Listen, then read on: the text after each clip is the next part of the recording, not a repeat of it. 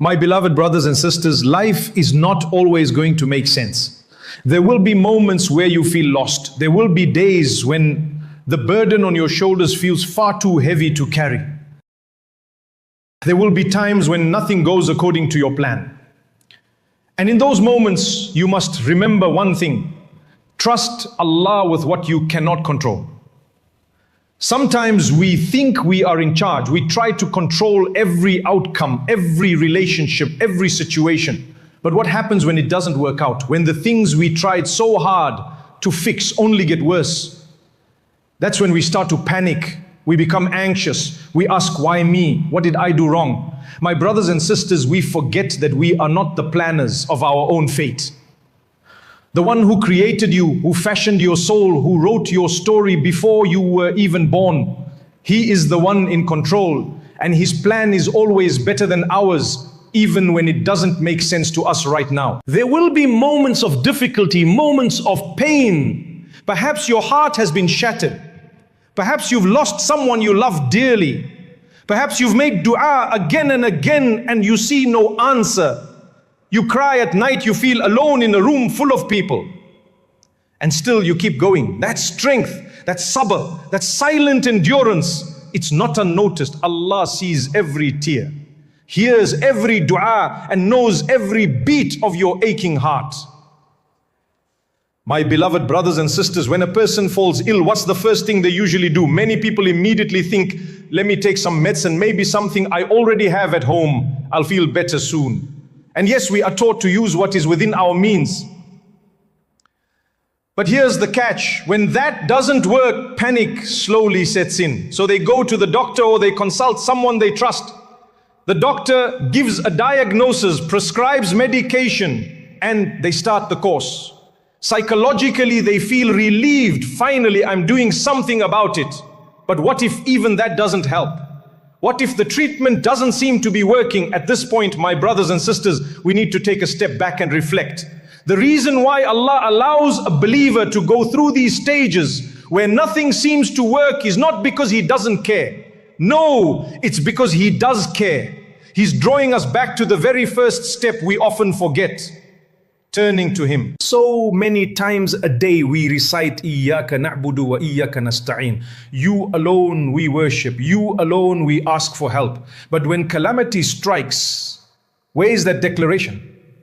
Where is our trust in Allah? The truth is, if we start off by depending solely on doctors or medication or our own intelligence or even what we read on Google, we're already missing the mark.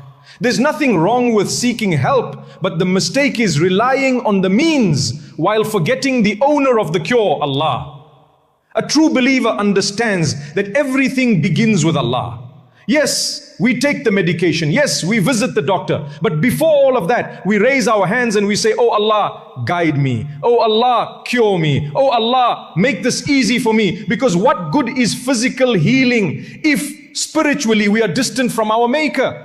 When you leave your home, don't you say, in the name of Allah, I place my trust in Allah. Then you lock the door, take the steps you need, but always knowing that success is only through Allah. The Prophet, peace be upon him, told us, any important matter that doesn't begin with Bismillah is cut off from blessing. Cut off. No barakah. Even if you achieve something on the outside, there's no peace, no contentment, because Allah was not in the equation. And today we're living in extremely difficult times. People are losing jobs, anxieties everywhere. Families are being torn apart. Loved ones are being buried. Health is declining. We're being shaken and we're wondering what is happening. Sometimes Allah causes all your plans to fail, not to break you, but to remind you that you never included Him in the plan. So the question is, have you placed Allah in your equation? We ask Him for help and He expects us to make an effort too. The Prophet ﷺ said, work hard for what benefits you and put your trust in Allah. You want a job? You need sustenance? Don't just get up and walk into the world like Allah isn't part of the process. Wake up, pray your salah, make dua. Oh Allah, I'm stepping out today. Guide me to what is best. Then go out. Allah will guide your footsteps. But if you ignore Him, there will be no blessing in that job, that income, or that effort. And on the flip side, don't be from those who say, I trust Allah, and then sit at home expecting the job to land in your lap. That's not tawakkul, that's wishful thinking. The Prophet ﷺ taught us balance. You do what is in your control and trust Allah for what is beyond your control. A man once came to Umar bin Khattab, may Allah be pleased with him, after being caught stealing. When it was time for punishment, he said, how can you punish me? It was written for me to steal. Umar replied, and it was written that we would punish you too. You see, brothers and sisters, we all have a limited choice, and Allah will question how we used it. If everything was forced upon us, there would be no point in praying or doing good. But Allah gave us a choice to believe, to strive, to obey, to repent. So when you fall ill and the first thing doesn't work and the second thing fails and even the third attempt seems hopeless, know that it's not about the doctor or the medicine or the treatment. Those are only means. The cure lies with Allah. So many doctors themselves during major crises admitted, we've tried everything, we're doing what we can, but we don't know what else to do, because ultimately the results are not in their hands. The same medication works for one person and fails for another. That is the power of Allah. Sometimes we go through difficulty, not because we've done something wrong, but because Allah wants something greater for us. When you're tested, when you feel like the walls are closing in, that's not the time to panic. That's the time to trust. That's the time to fall to your knees and cry out to the one who is in full control. Life will bring you stress, that's guaranteed. There will be moments where you sit alone staring at the ceiling, wondering, what's going on with my life? Everything feels out of place. The heart is unsettled. The mind won't stop racing. Anxiety becomes your silent companion. And in those moments, shaitan whispers, where is your Lord now? Where's the help you've been praying for? But my brothers and sisters, that is when your true belief is tested. Do you still trust Allah when you can't see the way? Do you still believe that He's a Rahman when life feels harsh? Do you still call on Him as Al-Wakil, the one who takes care of your affairs, when everything around you is falling apart? That's what true tawakkul is. It's not about trusting when things are easy. It's about holding firm when nothing makes sense. Yes, we get anxious. Even the prophets had moments of stress. Look at Musa alayhi salam. When he stood at the sea with Pharaoh behind him, his people cried, we're doomed, we're going to be caught. But what did Musa say? No, indeed my Lord is with me and He will guide me. That is the trust we need. Sometimes you're doing everything right. You're praying, making dua, avoiding sin, giving charity, and yet things are still hard. The bills are piling up. Your health is getting worse. People are turning against you. You start thinking, am I cursed? Is Allah angry with me? But that's not how it works. The Prophet, peace be upon him, was the most beloved to Allah, yet he buried his children. He was driven out of his home. He was called names. He faced hunger. He was injured, and yet he was the most blessed of all mankind. So difficulty is not a sign of Allah's anger. Sometimes it's a sign of His closeness to you. He wants you to turn to Him, not just with your tongue, but with your heart. You may not be able to control your situation, but you can control your reaction. You can choose to either drown in worry or swim in trust. And wallahi, when you truly trust Allah, you sleep better. You stop overthinking. You stop trying to control what is not in your hands. Sometimes the thing that's stressing you most, the money, the future, the illness, is already written. Worrying about it won't change it, but dua, that can change destiny. The Prophet, peace be upon him, told us that nothing repels destiny except dua. So turn your stress into sujood. Take that anxiety and use it to call on your Rabb. Say, oh Allah, I don't understand this test, but I trust that you are preparing me for something better. And be certain, Allah is not ignoring you. He's not punishing you without purpose. He's not absent. He knows every heartbeat, every tear, every thought you're afraid to share with others. He knows, and He's waiting for you to speak to Him. So my dear brothers and sisters, don't let stress push you away from Allah. Let it pull you towards Him. We are not in control. That's the truth. We don't even control our heartbeat. We don't control the next breath. How can we possibly control what happens tomorrow or next week? But Allah, He is in control of everything. And if He is with you, what have you lost? And if He's not with you, Even if the world is at your feet, you've lost everything. So tonight, just pause, breathe, and say, oh Allah, I leave what I cannot handle in your hands. I leave what I cannot fix in your power. I trust you. I know you are enough for me, because He is enough. He always was and He always will be. When I was much younger, I remember visiting one of my scholars who had just lost his leg in an accident. It was amputated. We went to the hospital to see him, and I'll never forget, he said, Alhamdulillah, I lost my leg. I remember standing there thinking, did he say the right thing? And it wasn't just me. A few others were confused too. You're young and someone says, Alhamdulillah, after such a big loss, you begin to wonder, is he okay? But when we asked him why, he said, what if I lost my life instead of my leg? This is a small price to pay for a second chance. Allah saved me. That's a heart that sees the wisdom of Allah even in the pain.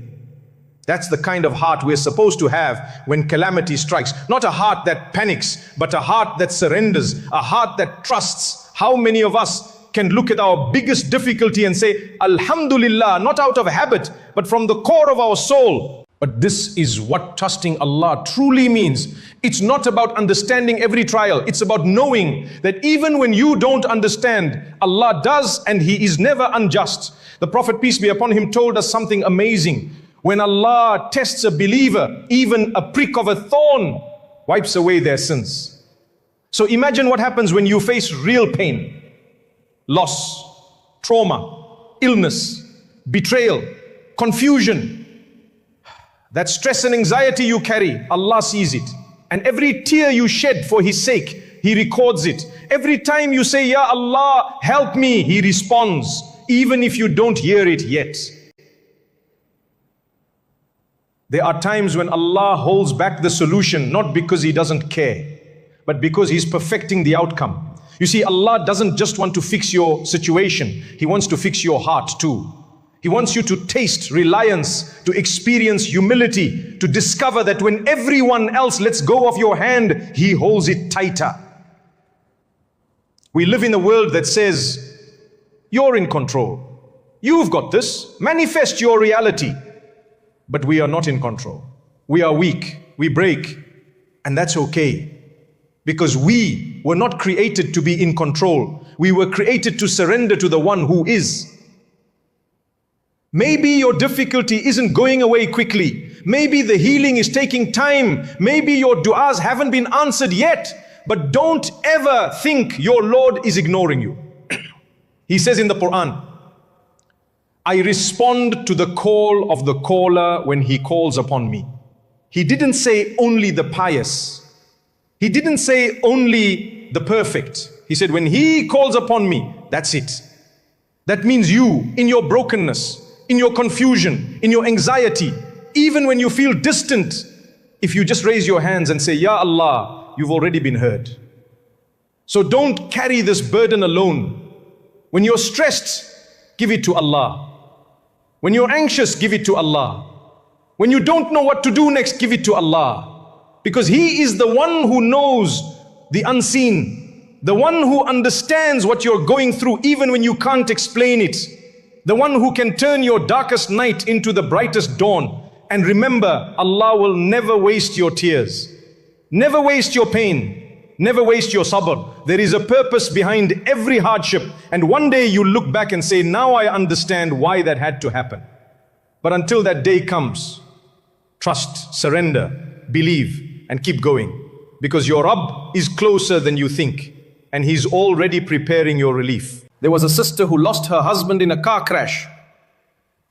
And subhanallah, she told us something so powerful. She said, the pain was unbearable. I cried night after night. I couldn't eat. I couldn't sleep. I couldn't even breathe properly. She said, I kept asking, why, Ya Allah? Why him? Why now? But then she said something even more beautiful. She said, eventually I stopped asking why and started saying, Ya Allah, guide me through this. That shift from questioning to trusting, that's when her heart started to heal.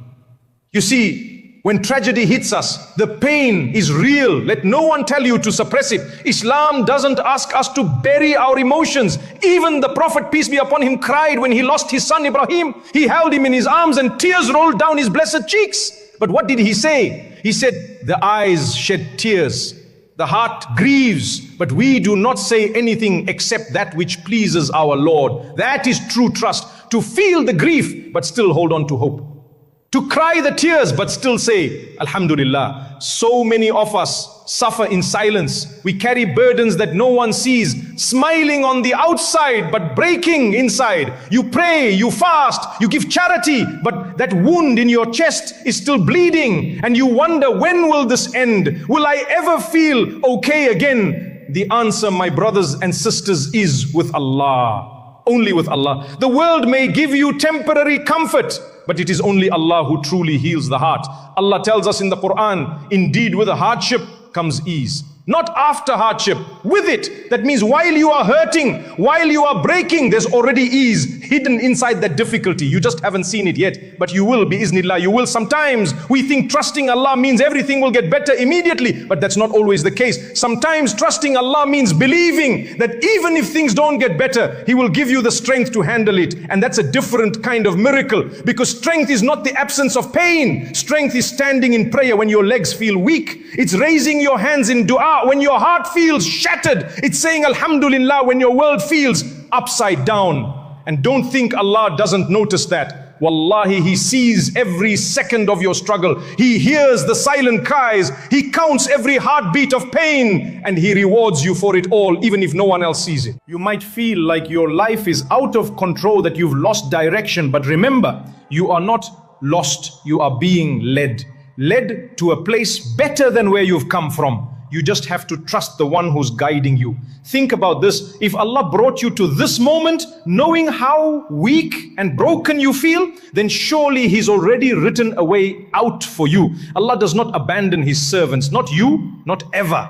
He says, and whoever relies upon Allah, then He is sufficient for him. He is enough. And when Allah says enough, it means more than the word could ever give you. So today, if you're carrying stress, grief, anxiety, or heartbreak, pause for a moment, take a deep breath, and remind yourself, I may not be in control, but my Rabb is. And that's more than enough. Say it with your tongue. Say it with your heart. Hasbunallahu wa ni'mal wakeel. Allah is sufficient for us and the best disposer of our affairs. Because the moment you put your trust in Him, the burden doesn't disappear, but you rise above it. You find peace. You find purpose. You find that even in the storm, Allah was always there, waiting, watching, guiding.